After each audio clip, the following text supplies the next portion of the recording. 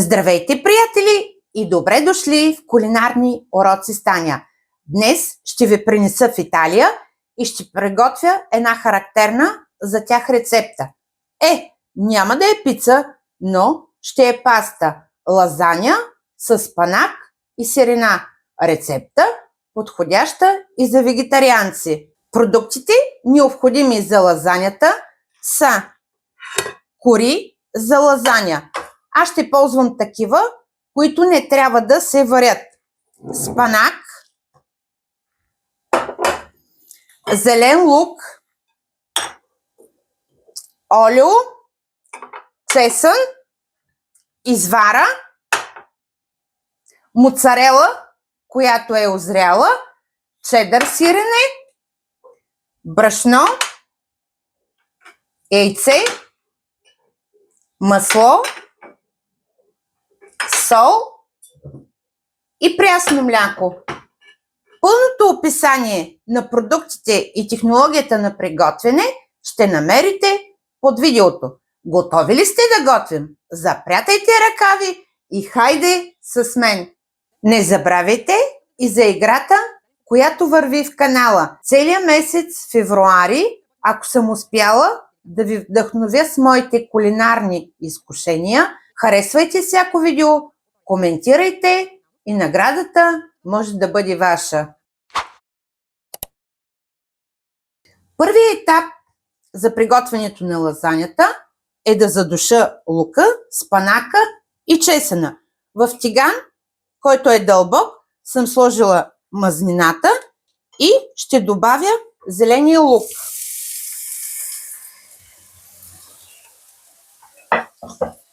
Пържа около 1 минута.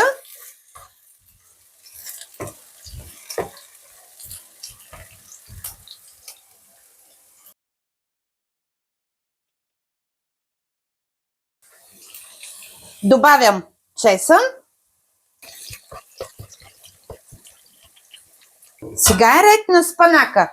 Ползвам бейби спанак, по-крехък и по-нежен е.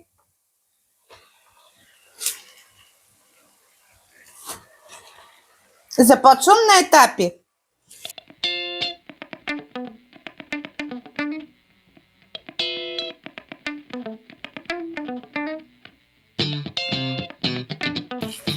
Сега мога да добавя още спанак.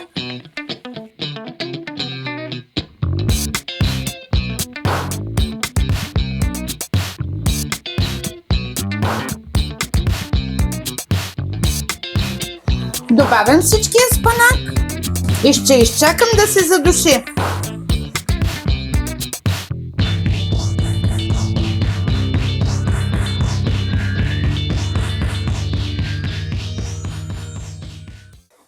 Спанака е готов.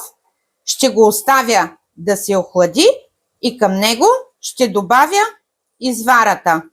Следващия етап е да приготвя сос бешамел. В касерола съм сложила масло. Количествата на маслото и на брашното е едно и също. След като се разтопи, слагам брашното и бъркам.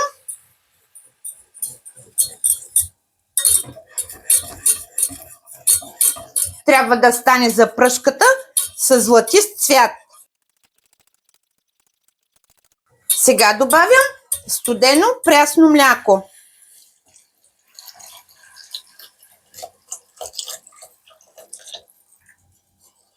Овкусявам със сол и черен пипер.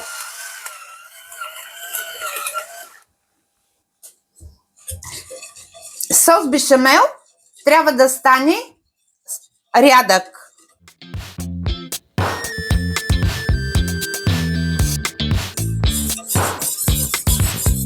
Бъркам постоянно, за да не загори соса.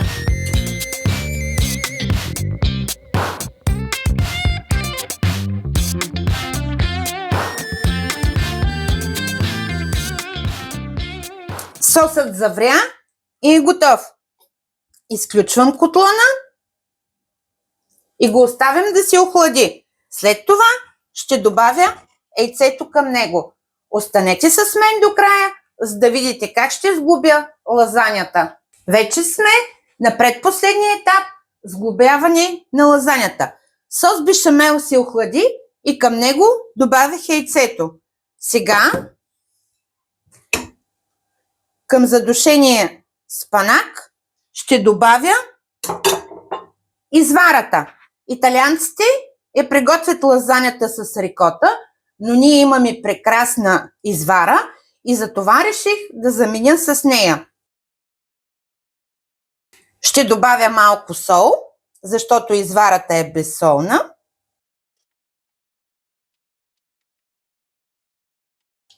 И започваме да редим лазанята. Избирате си подходяща тава, в която да не чупите корите и да не се застъпват.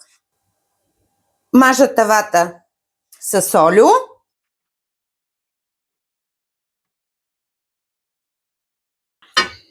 И слагам на дъното от сос бешамел.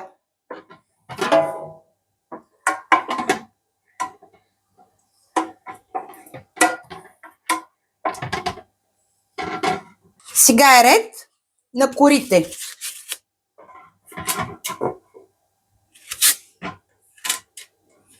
Още един път повтарям, не застъпвайте.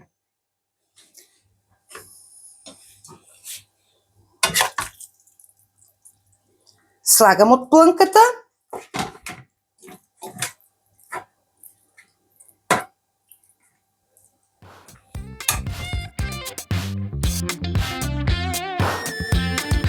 Разпределям равномерно.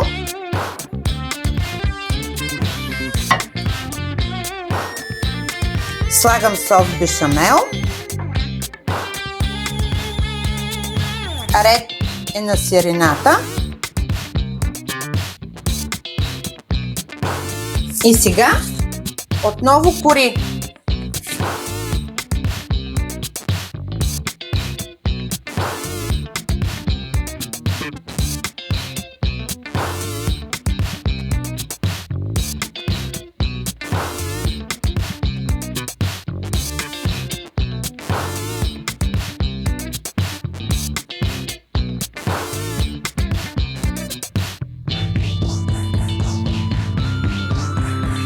Ето и последния ред кори. Заливам със сос.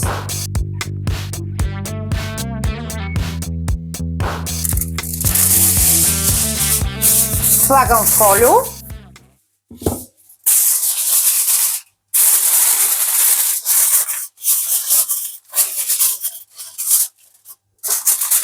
И лазанята влиза във фурната на 180 градуса.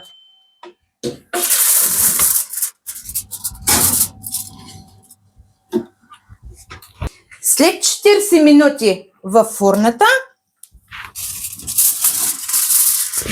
ще извадя лазанята. Махам фолиото.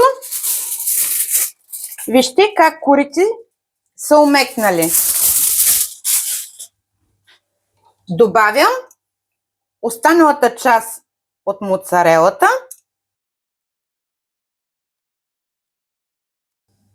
и отново във фурната да се запече до златист цвят.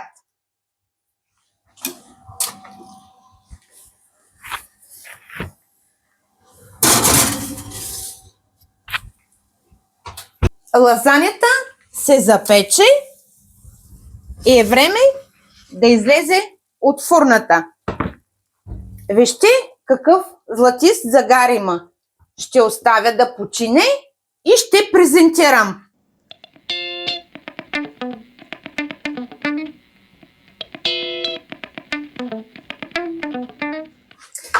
Ето, че моята лазаня с панак и сирена е готова. Сочна отвътре и с хрупкава коричка отгоре. Надявам се, че тази рецепта ви е харесала. Ако е така, абонирайте се за моя канал, харесвайте, споделяйте с приятели, натиснете камбанката, за да получавате известие за всяко ново видео. Довиждане и до нови срещи!